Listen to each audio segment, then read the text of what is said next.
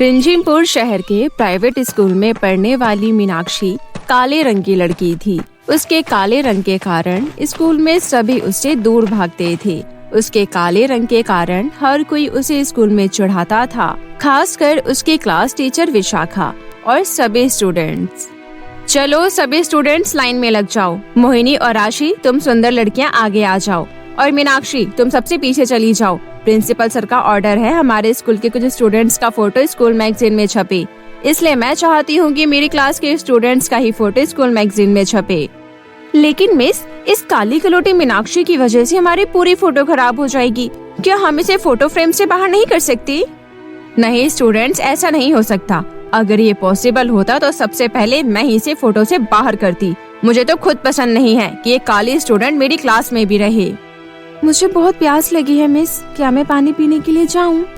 हाँ चली जाओ, और हो सके तो अपने इस काले चेहरे को थोड़ा पानी से धोकर भी आना। क्या पता तुम्हारा एक काला रंग थोड़ा उतर जाए और फोटो थोड़ी ठीक आ जाए। अपने क्लास टीचर और बच्चों की बात सुनकर मीनाक्षी रोते हुए बाथरूम में चली जाती है और वहां जाकर फूट फूट कर रोती है। मीनाक्षी के माता पिता दोनों ही सब्जी का ठेला लगाते थे। सारा दिन धूप में मेहनत मजदूरी करके वो मीनाक्षी के अंग्रेजी स्कूल की फीस भरते थे, इसलिए मीनाक्षी कभी भी अपने माता पिता से अपना दुख नहीं कहती थी। मीनाक्षी को दौड़ने का बहुत शौक था। वो अक्सर सुबह स्कूल जाने से पहले दौड़ने का अभ्यास करती थी, लेकिन वो जब भी अपने स्कूल में रेस कंपटीशन में पार्टिसिपेट करने की बात करती तो स्कूल के बच्चे उसका खूब मजाक उड़ाते। ओए बैंगन, तूने अपनी शक्ल भी देखी है आईने में? अरे तू रेस कंपटीशन में पार्टिसिपेट करेगी? कई सालों से मोहिनी ही हमारे स्कूल के रेस कंपटीशन की विनर रही है, इस साल भी वही रहेगी, समझी? हाँ, और इसलिए मैंने इस बार भी मोहिनी का नाम ही प्रिंसिपल सर को सजेस्ट किया है। लेकिन तभी वहाँ प्रिंसिपल सर भी आ जाते हैं। मीनाक्षी, अगर तुम भी रेस कंपटीशन में हिस्सा लेना चाहती हो तो ठीक है, मैं तुम्हारा नाम भी पार्टिसिपेशन लिस्ट में डाल देता हूँ। मुझे उम्मीद है कि तुम खूब मेहनत करोगी। और विशाखा मिस, हमें किसी भी स्टूडेंट को उसके रंग रूप के हिसाब से नहीं आंकना चाहिए। ये कहकर प्रिंसिपल वहाँ से चला जाता है। लेकिन प्रिंसिपल की बातें सुनकर विशाखा मिस और मोहिनी राशि का मुंह बन जाता है। मीनाक्षी खुशी खुशी घर आती है और अपने माता पिता को रेस प्रतियोगिता में भाग लेने की बात बताती है।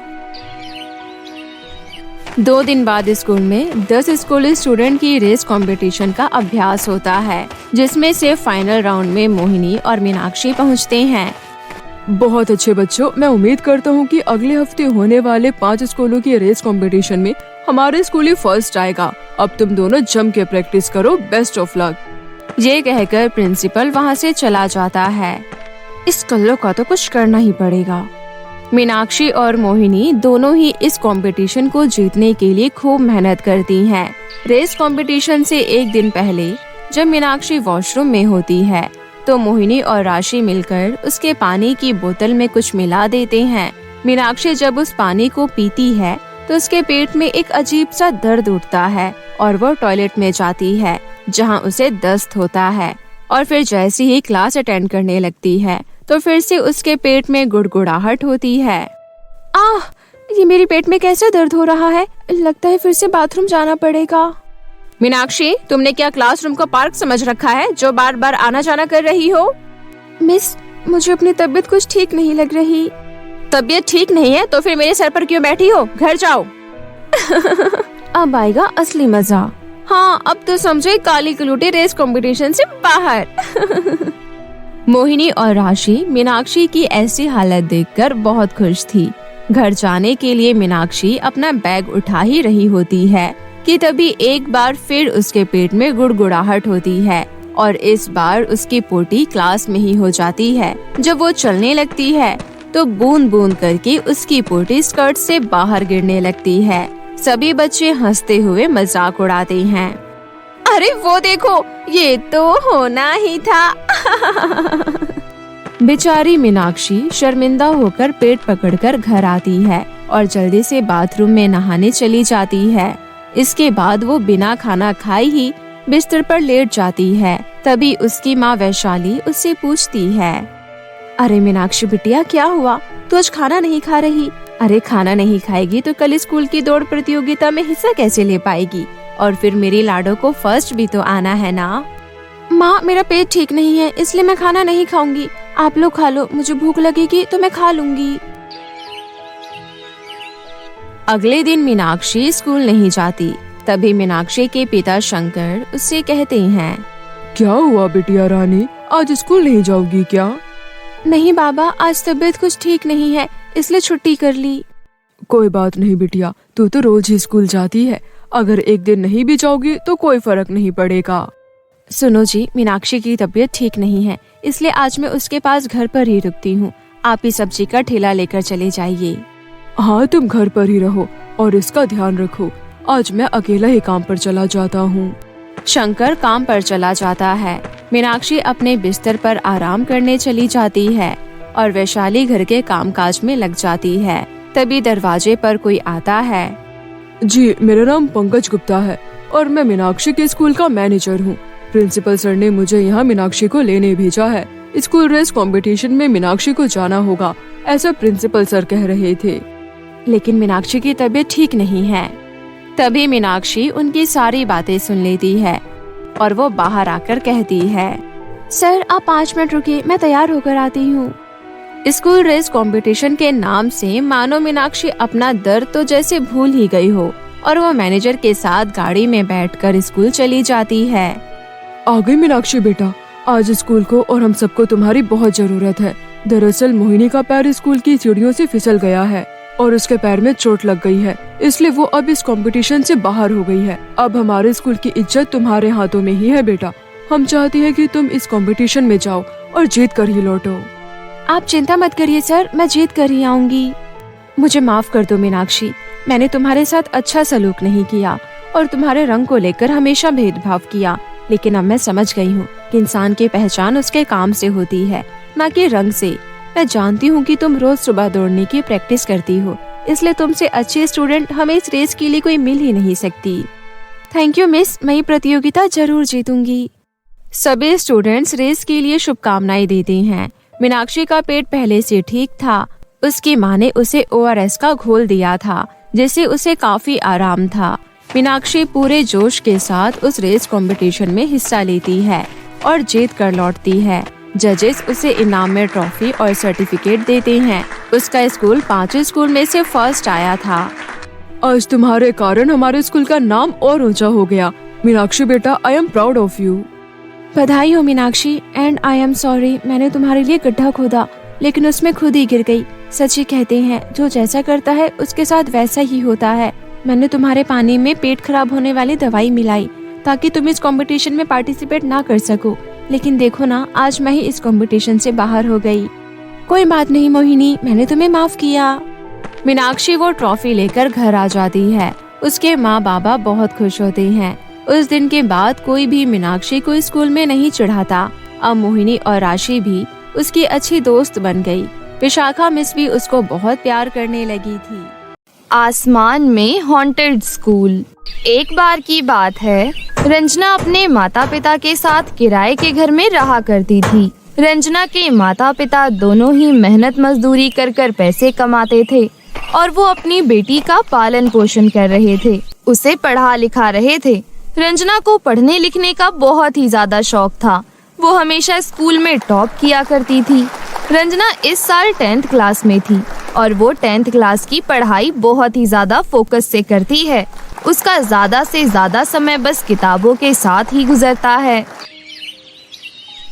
रंजना बेटा, पढ़ाई के साथ साथ अपनी सेहत का भी ध्यान रखा करो। जैसे पढ़ाई जरूरी है वैसे ही अच्छी सेहत का होना भी जरूरी है। माँ, जब मेरे सामने किताबें आ जाती है, भूख प्यास सब मिट जाती है। लाइए मैं खाना खा लेती हूँ, खाना भी जरूरी है। रंजना अपनी माँ से खाना लेकर खा लेती है और उसके बाद दोबारा से पढ़ाई में लग जाती है।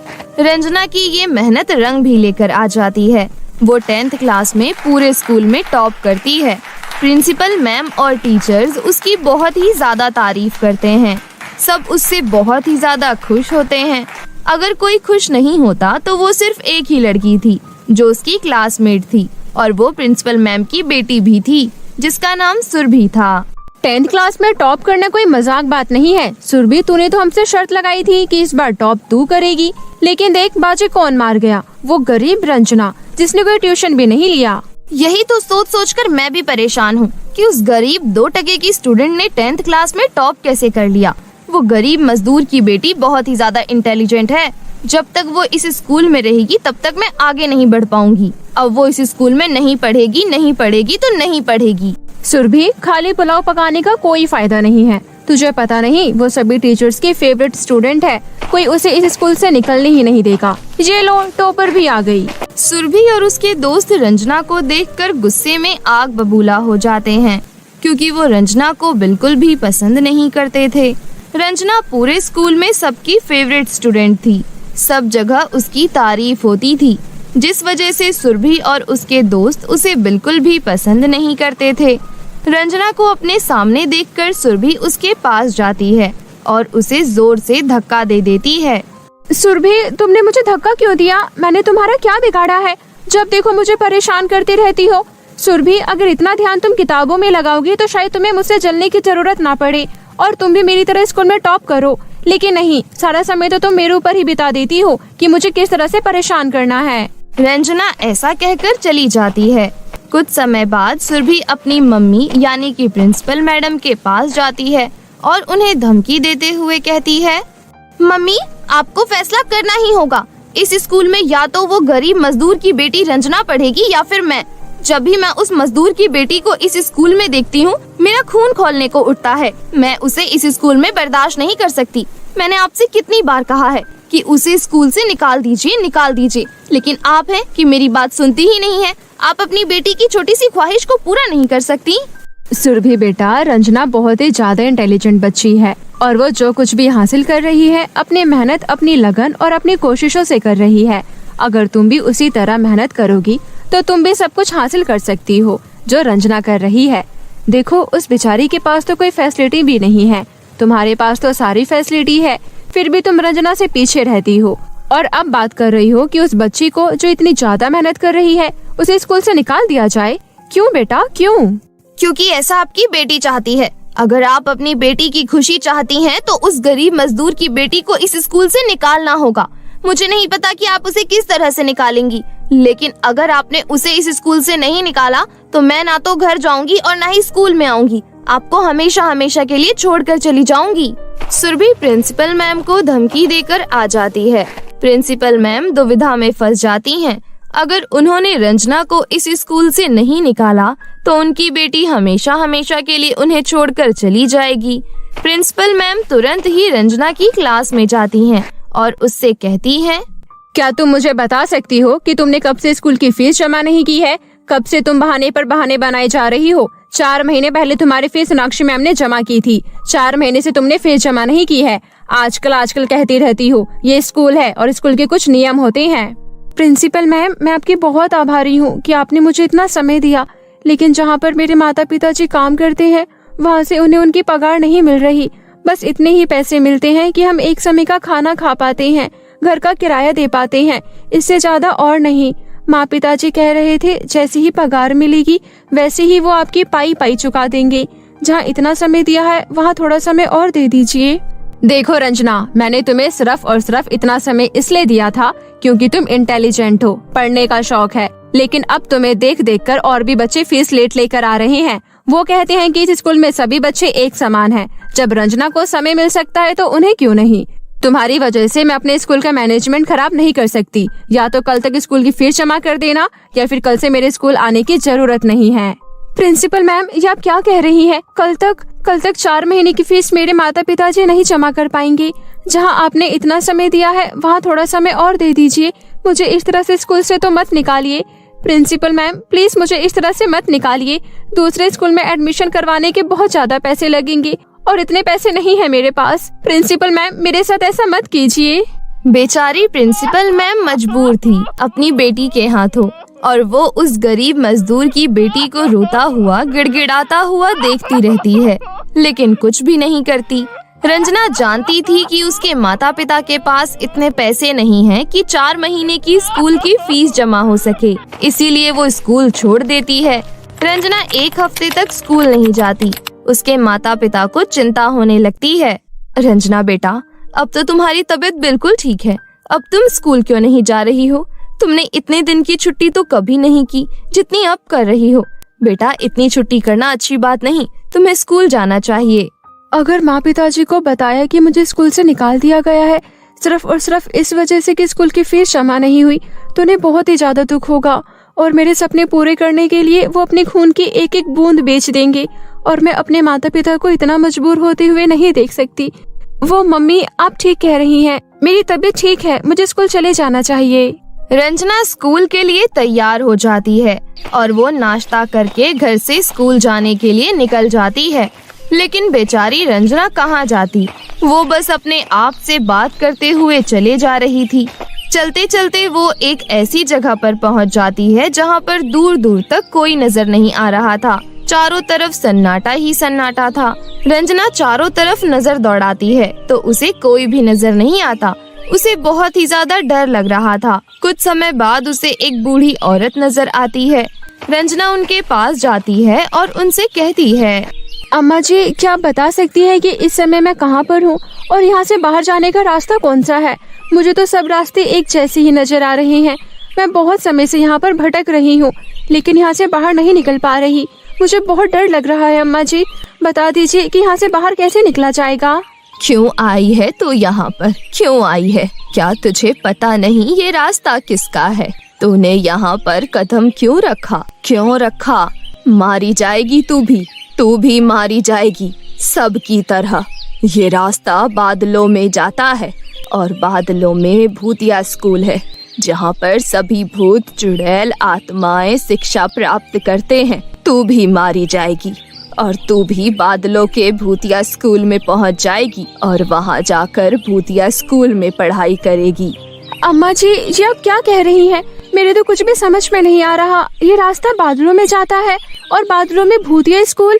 अम्मा जी, मैं आपसे हाथ जोड़ के विनती करती हूँ, कृपया करके मुझे बता दीजिए यहाँ से बाहर कैसे निकला जाएगा। मेरे माता पिता मेरा इंतजार कर रहे होंगे, मुझे बहुत डर लग रहा है। मुझे बता दीजिए कि यहाँ से बाहर कैसे निकला जाएगा। भूतों के रास्ते में जो भी आता है वो मारा जाता है। तू भी मारी जाएगी, तू भी जिंदा नहीं बचेगी। तूने बहुत बड़ी गलती कर दी यहाँ आकर। अब तू यहाँ से वापस नहीं जा पाएगी। और ऐसा कहकर वो बूढ़ी औरत वहाँ से चली जाती है। उस बूढ़ी औरत की बातें सुनकर रंजना को और भी ज्यादा डर लगने लगता है। कुछ समय बाद उसे भूतों की आवाजें आती है, जोर जोर से हंसने की। अब तो वो और भी ज्यादा डर जाती है और वो भागना शुरू कर देती है। भागते भागते वो बेहोश हो जाती है। जब उसे होश आता है तो वो बादलों के बीचों बीच थी और बादलों में उसे एक बहुत ही ज्यादा बड़ा, बहुत ही ज्यादा सुंदर स्कूल नजर आता है। उस बूढ़ी औरत की बातें रंजना को याद आने लगती है। उसे लगता है कि वो भी मर चुकी है, तभी वो बादलों में आई है और अब वो भूतिया स्कूल में पढ़ाई करेगी। नहीं नहीं, ऐसा नहीं हो सकता। मुझे पढ़ने का शौक है लेकिन भूतों के साथ नहीं। मैं मर नहीं सकती। ये मेरे साथ क्या हो गया? अरे नहीं नहीं, मैं तो मर चुकी हूँ, तभी तो बादलों में आई हूँ और अब मैं बादलों की भूतिया स्कूल में पढ़ाई करूँगी। मुझे मेरे माता पिता के पास जाना है, मुझे यहाँ पर नहीं रहना। आओ आओ लड़की, तुम्हारा हमारे भूतिया स्कूल में स्वागत है।